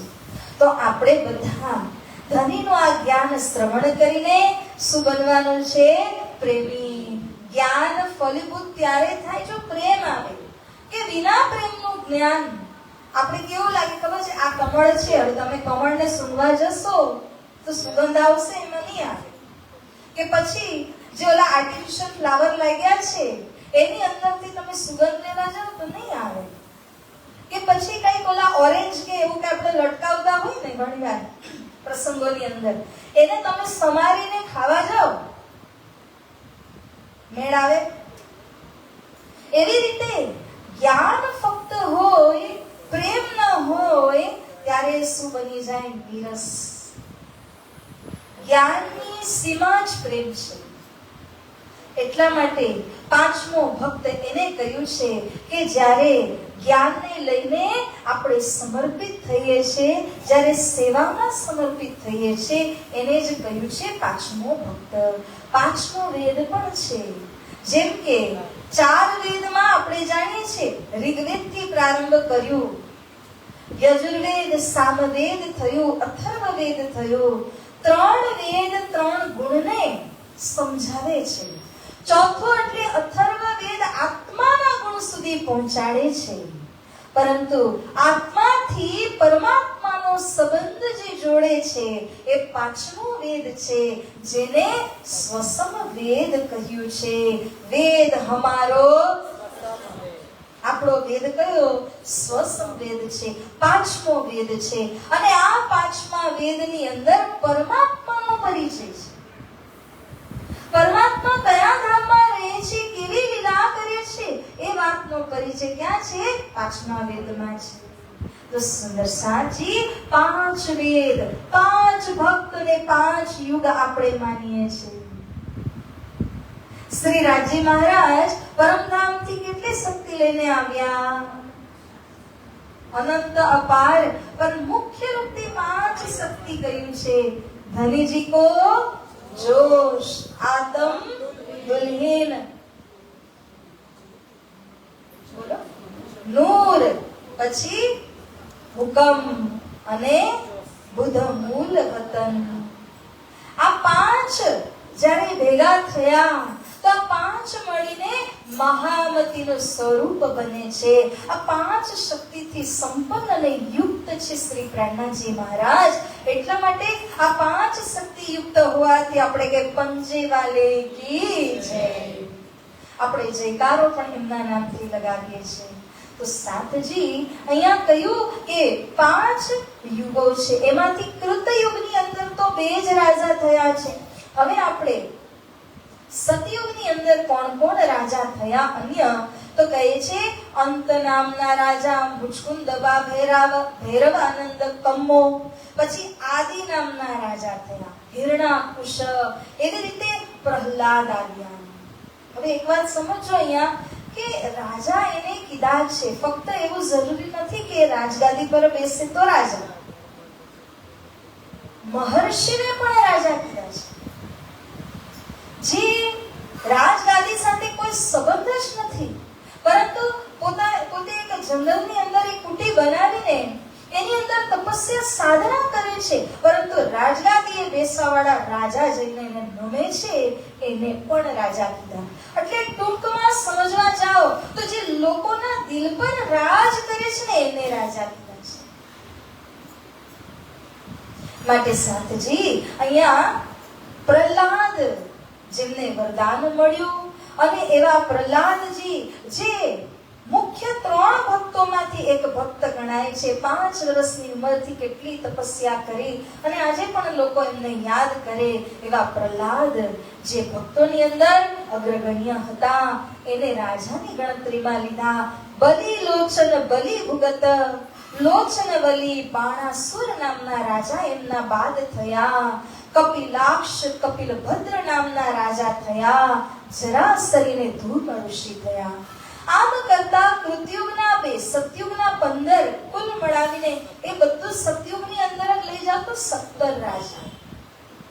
અને પછી આવે છે ત્રેતાયુગ. હવે ત્રેતાયુગની અંદર બ્રહ્મા નામના રાજા મારીચ કશ્યપ સૂરજ તવછત્ર અક્ષયભા અરણ્યભા વિશ્વામિત્ર થયા. જો મહાન તપસ્વી છે, પરંતુ નામ આવ્યું રાજામાં, કારણ કે લોકોના દિલ પર રાજ કરે છે. મહામંત્ર ચિમન ભદ્ર ઉદ્વન ત્રિશંખ નામના રાજા થયા. અને ત્યાર પછી સત્યવાદી હરિશ્ચંદ્ર, જે સત્યનો માર્ગ કોઈ કાળે એમણે છોડ્યો નહીં, એવા હરિશ્ચંદ્ર નામના રાજા થયા. અને રોહિતાંશ માનધાતા સગર થયા. ત્યાર પછી આસામિત્ર આવ્યા. ભગીરથ અને દિલીપ પણ થયા. અને જે ભગીરથી પુરુષાર્થ કરવાથી સ્વર્ગથી ગંગાજીને અવતરિત કરી દીધા, એવા ભગીરથને અહીંયા રાજાઓની અંદર ગણતરી કરવામાં આવી છે. ત્યાર પછી દિલીપ નામના રાજા થયા. અને ચાલ્યું રઘુકુલ કે રઘુવંશ, રઘુ નામના રાજાથી. અને જેમના બાદ અજ નામના રાજા થયા. અજના પુત્ર એટલે કે દશરથ, દશરથના પુત્ર એટલે કે શ્રી રામચંદ્રજી, જે ભગવાનના અવતાર છે. અને લીલા પુરુષોત્તમ ને મર્યાદા પુરુષોત્તમ 2 પ્રકારના કહેવામાં આવે છે. તો શ્રી રામજી કોણ છે? મર્યાદા પુરુષોત્તમ તરીકે પ્રખ્યાત થયા. અને એમના સુપુત્ર એટલે કે લવ એ પણ રાજગાદીએ બેઠા. માટે રામચંદ્ર પછી લવનું નામ આવે છે. ત્યાર પછી અંતભાન અને કયલખી, એના પછી બબરવાન, સુદર્શન અને અગ્નિવર્ણ નામના રાજાઓ થયા. આમ કરીને ત્રેતા યુગની અંદર યદિ ગણતરી કરો તો 29 રાજાઓ થાય છે. હવે આપણે આવીએ દ્વાપર યુગની અંદરમાં. તો ઇન્દ્ર રાજા, ચંદ્રમા, પૂર્વા, અય, નિર્મોક્ષ, શાંતનુ નામના રાજા થયા. ચિત્ર પછી વિચિત્ર નામના રાજા પણ આવ્યા. હવે આવી છે ભગવાનના અવતાર વ્યાસજી. અને વ્યાસજી બાદ કહો તો પાંડુ રાજા બને છે, જે પાંડવોના પિતા છે. અને આ પાંડુ પછી એમના જ પુત્ર એટલે કે અર્જુનની ગણતરી આવી. જોજો, વિચાર કરજો, વાસ્તવમાં ગાદીએ બેઠા કોણ? સૌથી મોટા ભાઈ બેઠા. નામ આવ્યું છે અર્જુનનું, કારણ કે જ્યારે ગીતાનું ઉપદેશ આપે છે તો અર્જુનના માધ્યમથી સમગ્ર વિશ્વને આ જ્ઞાન મળે છે. શ્રી કૃષ્ણને જગદગુરુ કહેવામાં આવે છે, વસુદેવ કહેવામાં આવે છે. અને અર્જુન જે છે નર અને નારાયણની જોડી અહીંયા બને છે, કારણ કે નર સ્વરૂપ અર્જુન છે અને નારાયણ એટલે જગદગુરુ શ્રી કૃષ્ણજીને કહ્યા છે. તો આવી રીતે અર્જુનનું નામ આવ્યું છે, ન કે યુધિષ્ઠિરનું. પુરુષાર્થીમાં 3 લોકની અંદર અર્જુન એવા હતા કે તોલે કોઈ આવી ન શક્યા. કૃષ્ણજીના ખાસ સખા, ખાસ મિત્ર, સખા ભાવની એમની ભક્તિ પણ હતી. એવા અર્જુન બાદ અહીં વર્ણકુમાર ક્ષેત્રનખ બીજા એક શાંતનુ થયા. બલિવાન, નિર્વાણ, બલિ, ચક્ષુ આટલા બધા રાજા પછી આવ્યું પરીક્ષિતનું નામ. અર્જુનના પૌત્ર એટલે વચ્ચે કેટલાય અલગ અલગ રાજાઓ પ્રખ્યાત થઈ ગયા પોતપોતાના સમયમાં, અને ત્યાર પછી પરીક્ષિત રાજાનું નામ આવે છે, જે પરીક્ષિત રાજાના સમયમાં કળિયુગ પ્રવેશ કરે છે.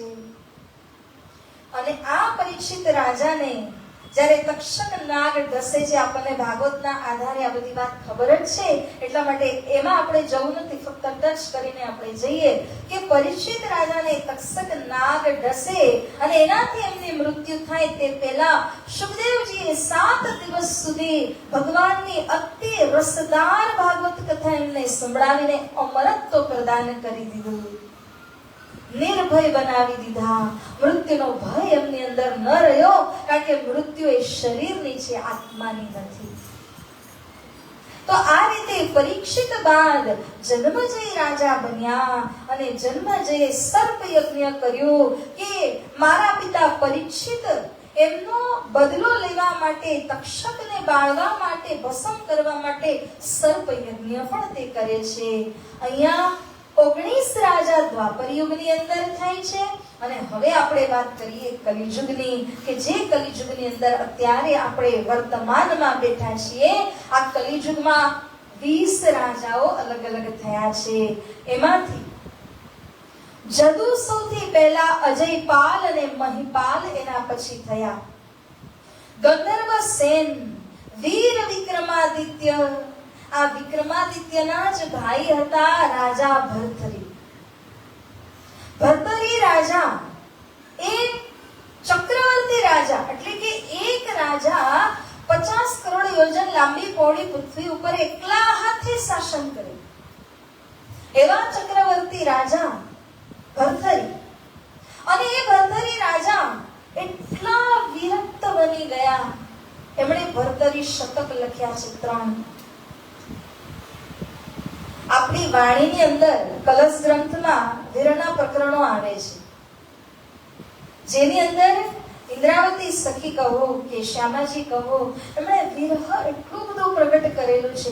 એને જો ખરા અર્થમાં સમજવું હોય તો આ ભર્તરી શતકને પહેલા સમજવું પડે છે, એવું ગુરુજનો પરંપરાગત જ્ઞાનની અંદર સમજાવે છે. એટલે કહેવાનો ભાવાર્થ છે કે એક ચક્રવર્તી રાજા, પરંતુ એટલા વિરક્ત કેમ થયા? પહેલા તો એ રાજ્ય શાસન કરી રહ્યા હતા અને એમના વિવાહ થાય છે. જે વિવાહિત પત્ની છે પિંગલા નામની, એ અતિ સુંદર હતી. તો રાજાએ વિચાર કર્યો, હવે મારે કશું જ નથી કરવું, મારે મારા પત્નીની સાથે સમયને વ્યતીત કરવો છે. ધીમે રહીને ખબર પડી કે આટલા મહાન ચક્રવર્તી શૌર્યવાન રાજા છે એના પતિ, છતાં પણ પત્નીના અંદર કામનાનો અંત નથી. તો જે ઘોડા ચરાયો, ધીમે રહીને રાજાને જ્યારે ખબર પડી, આ પૂરી સ્ટોરી છે, સ્ટોરી કહેવા જશું તો 5 વાગી જશે, પણ હું સાર સંક્ષિપ્તમાં કહું છું કે જ્યારે રાજાને ખબર પડી કે મારા જેવા અતિ સુંદર શૌર્યવાન આટલા સક્ષમ વરને છોડીને એક ઘોડા ચરાવવા વાળા પાછળ આ કેવી રીતે ગઈ, ત્યારે એને એટલી વિરક્તિ આવી કે ત્યારે આજે ભર્તૃહરિ રાજા હતા, એમણે 3 શતક લખ્યા છે. એમાંથી એક વિરહ શતક છે. એટલું વિરહ વૈરાગ્ય થયું, કારણ કે દુનિયા સંસારની અંદર કામનાનો કોઈ અંત નથી. માનો કે તમને ચક્રવર્તી રાજાપતિ મળી જાય તોય કામનાનો અંત નથી. એટલે કે ઈચ્છા તૃષ્ણા જ્યાં સુધી રહીએ ત્યાં સુધી જ રહેવાની છે, કોઈ કાળે અંત આવવાનો નથી. અને આપણે વિચારીએ કે એક પૂરી કરીએ, પરંતુ લિસ્ટ તૈયાર થઈ જાય છે સામે. આ બધી વાત એમના શતકના દ્વારા ખૂબ જ ગહેરાઈથી સમજવા મળે છે. એવા ભર્તૃહરિના ભાઈ છે વિક્રમાદિત્ય, અને વિક્રમાદિત્ય જે રાજા હતા એમના જ નામથી અત્યારે વિક્રમ સંવત ચાલી રહ્યું છે. એમના બાદ વિક્રમાચક્ર પણ થયા. ત્યાર પછી આવે છે રાજા ભોજ, અને રાજા ભોજના આવવા પછી કાયા પલટ થઈ ગઈ. કારણ કે જે હંમેશા મદની અંદર, મદિરા પાનમાં કહો, નશામાં કહો, જ્યારે પૂરી રીતે સરાબોર રહેતા હતા, એવા રાજા ભોજના હાથોમાંથી શાસન છીનવી લીધું અસુરોએ. હિન્દુઓમાં રાજા ભોજ છેલ્લા છે કલિયુગની અંદર. રાજા ભોજ પછી આવ્યા ગૌરી પાતશાહ. હવે અહીંયાથી રાજા નથી, પાતશાહ છે. તો ગૌરી નામના પાતશાહ આવ્યા અને એમણે રાજા ભોજને શાસન છીનવીને અલગ કરી દીધા ગાદીમાંથી, પોતાના હાથોમાં શાસન લીધું. ત્યારથી મુગલ સામ્રાજ્ય ધીરે ધીરે સ્થાપિત થયું. અને ગૌરી આવ્યા બાદ અલાઉદ્દીન, નસીરુદ્દીન, લોડા મહમૂદ, બડા મહમૂદ, સુરખા, તૈમુરલિંગ, બાબર અને હુમાયુ ક્રમશ આ બધા બાદશાહ થયા. અને જ્યારે હુમાયુ આવ્યા ત્યાર પછી અકબર, જેને બધા જ જાણે છે, એ અકબર બાદશાહ થયા. એમના પુત્ર સલીમ શાહ, અને સલીમ શાહ પછી આવે છે શાહજહાં. આ શાહજહાં જ્યારે આવ્યા ને તે સમયમાં જ કહું તો દેવચંદ્રજી મહારાજ 5 વર્ષના થઈને ભ્રમણ કરી રહ્યા હતા, પોતાના પ્રશ્નોની શોધખોળ કરી રહ્યા હતા. શાહજહાંના 4 પુત્ર છે: દારા, સુજા, ઔરંગઝેબ, મુરાદ. ઔરંગઝેબ ત્રીજો નંબર છે, પહેલો તો દારા. પરંતુ જ્યારે ઔરંગઝેબ ના દિલમાં આ ભાવના આવી, મારે રાજગાદી જોઈએ છે, અને કહે છે ને કે રાજનીતિની અંદર કોઈ પોતાના પિતાને પણ ગણકારતા નથી કે મોટા ભાઈને કે કોઈ પણ સંબંધને તરત જ ક્રોસ કરી દે છે. ઔરંગઝેબ જ્યારે આવ્યા ત્યારે એમણે મોટા ભાઈ દારા અને પોતાના પિતા બંનેને કેદખાનામાં નાખ્યા અને શાસન પોતાના હાથમાં લીધું. જેથી કરીને શ્રી લાદાસી મહારાજજી આ ચોપાઈની અંદરમાં કહે છે, તા ઉપર ઔરંગઝેબ ये कलिजुग को नाम. આ ઔરંગઝેબ છે ને, એનું બીજું નામ જ કલિયુગ છે. અર્થાત કે કલિયુગની અંદર જેટલો અત્યાચાર, પાપાચાર, બેવિચાર, અનાચાર, દુરાચાર ફેલાવાનું હતું, એ બધું જ ઔરંગઝેબે જ ફેલાવ્યું.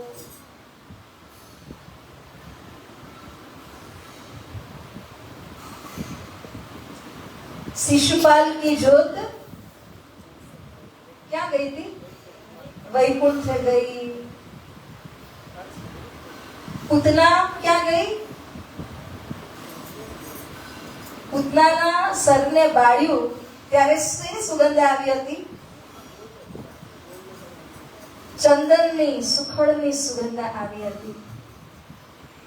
અને એવી જ રીતના તમે ઘણા એવા ઉદાહરણો જોશો કે કેટલાય રાક્ષસોને આવીને જ્યારે ભગવાન મુક્તિ આપે છે ત્યારે એ સદગતિને પ્રાપ્ત કરે છે. કંસની વાત કરો, આજે હિરણાક્ષ, હિરણ્યકશ્યપુની વાત કરો, જે જય વિજય મૂલમાં હતા વૈકુંઠની અંદર, અહીંયા આવ્યા અને અલગ અલગ અવતારો જ્યારે ધારણ કરે છે, રાવણ, કુંભકર્ણ આદિના. કહેવાનો ભાવાર્થ શું છે? બહુ જ ધ્યાનથી સમજો. કોઈ પણ અહીંયા જ્યારે વિલનના રોલમાં હોય ત્યારે જરૂરી નથી હોતું કે વાસ્તવમાં એ ગલત છે. વિલનનો રોલ, પાત્ર એ ભજવી રહ્યા છે. કંસે એટલો અત્યાચાર ન ફેલાવ્યો તો ગોલોકથી કૃષ્ણને આવવું ન પડે. અહીંયા આગળ અલગ અલગ રાક્ષસો એટલો અત્યાચાર ન કરે તો ભગવાને આ અવતાર ધારણ કરીને આવવાના જ નથી. એટલા માટે જે અહીંયા વિલનનો પાત્ર પણ નિભાવતા હોય ને સુંદરસાજી, તો એને પણ પરમાત્માના હુકમે જ એ કાર્ય કરવા લગાડ્યું છે.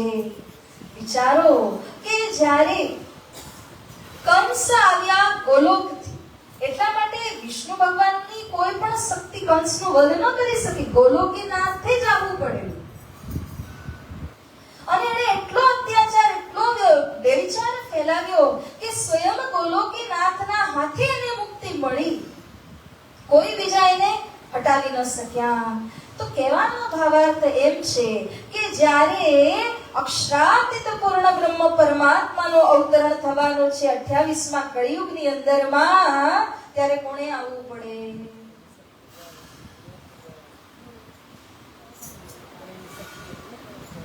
જે એમની જ હુકમ કરેલી આત્મા કે સખી છે, એણે જ આવવું પડે. એણે જ આવીને અત્યાચાર, બેવિચાર, દુરાચાર એટલો ફેલાવવો પડે કે જેથી કરીને લોકો ત્રાહી પુકારે અને કહે કે પરમાત્મા આપ આવો અને આમાંથી અમને છુટકારો અપાવો. આ રોલ એને હુકમ દ્વારા જ મળેલો છે.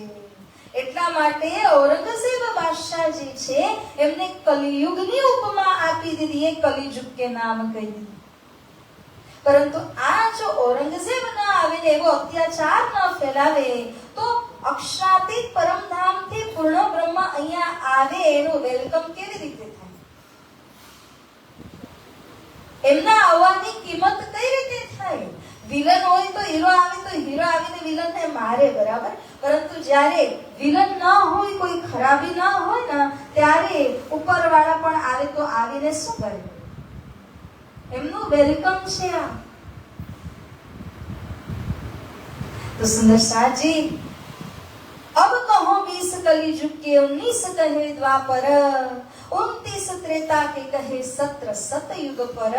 अलग अलग युगोना राजाओने बताव्या પછી સ્વામી શ્રી લાલદાસજી મહારાજજી આ ચોપાઈના માધ્યમથી કહે છે કે આ ઔરંગઝેબ જ કલિયુગ છે. હવે આગળની કડી સાંભળજો. ताऊ पर औरंगजेबे कलिजुग को नाम, आगे अवतार होएगा बुद्ध कल की सठा. बोलिए श्री कृष्ण कन्हैया लाल की. આજે બુદ્ધ અને કલ્કી અવતાર છે, એમના આવવાનો સમય જ આ છે જ્યારે કલિયુગ પોતાના મધ્યમાં પહોંચેલું છે. કેવી પરિસ્થિતિ? હાથીના પગ નીચે હજારો વર્ષથી હિન્દુ મંદિરોમાં મૂર્તિ પ્રતિષ્ઠા કરેલી એવી મૂર્તિને ચૂરો બનાવી દેતા હાથીના પગ નીચે. પૂજારી જે એના હોય એને પણ એની ઉપર ચલાવતા. સાધુ સંતોને તો ચક્કી પીસાવતા. કેટલાય મંદિરોને નાશ કરાવી દીધા. આ સુર અસુર સંગ્રામ જ્યારે ચાલે છે ને, ત્યારે જ ધણીના પધારવાનો સમય થાય છે. ધણી શા માટે આવ્યા? એના 3 મુખ્ય કારણોમાં એક કારણ છે. સબકા ઝગડા મેટને યા દુનિયા યા દીન.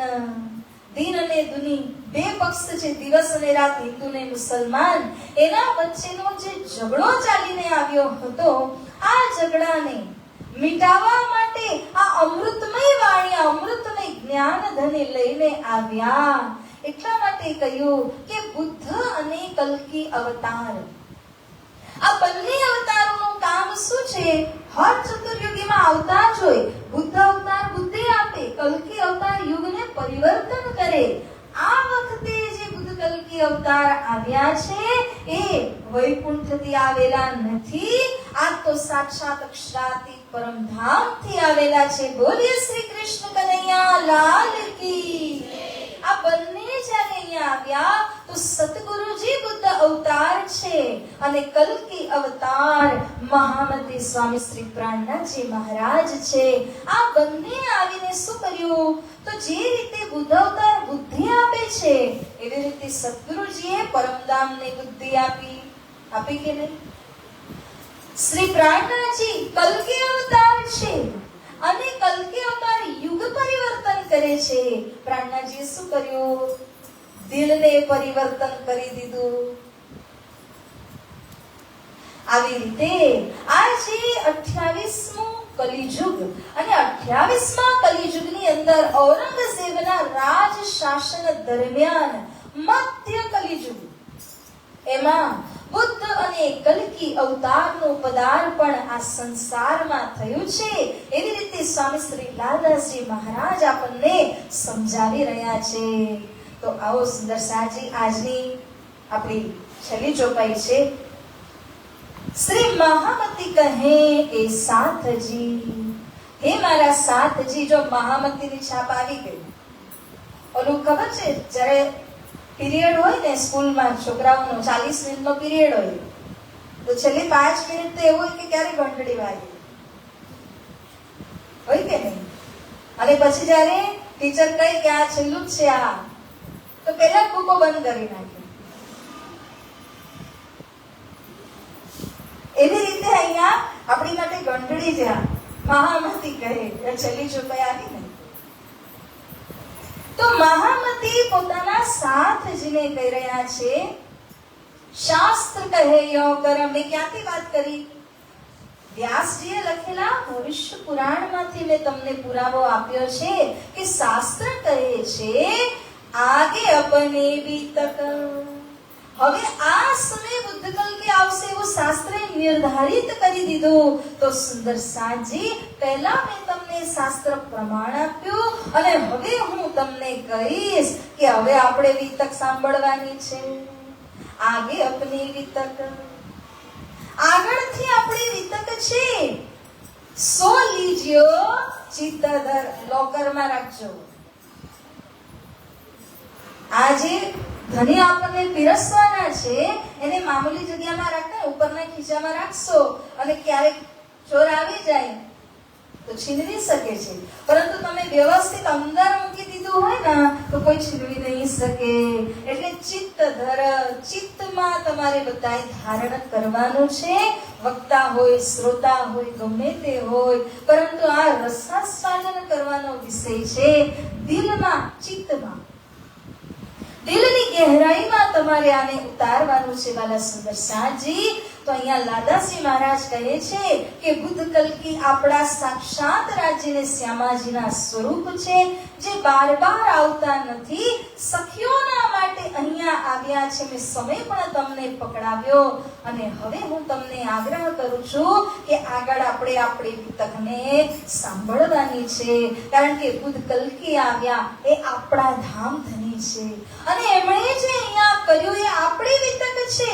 તો આ વિતકને તમારે દિલમાં, ચિત્તમાં ધારણ કરવાની છે. સુંદર સાજી, આવો આપણે ચોપાઈ દોહરાવીએ. આજની ગઝલને અહીંયા આગળ વિરામ આપીશું અને આવતીકાલે મૂળ મહાકારણ બસ ઉપડવાની છે. ક્યાં જવા? તો આવજો બરાબર ટાઈમથી અને આપણે મૂળ મહાકારણની વાતને આવતીકાલે રાજ્યના હુકમ દ્વારા શ્રવણ કરીશું. આજની ચોપાઈ દોહરાવીએ.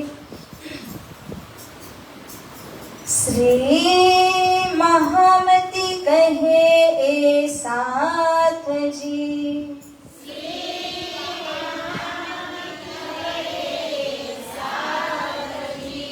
શાસ્ત્ર કહે યો કર.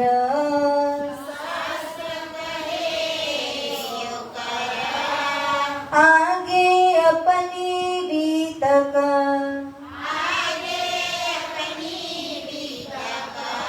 सो लीजो चित्त धर.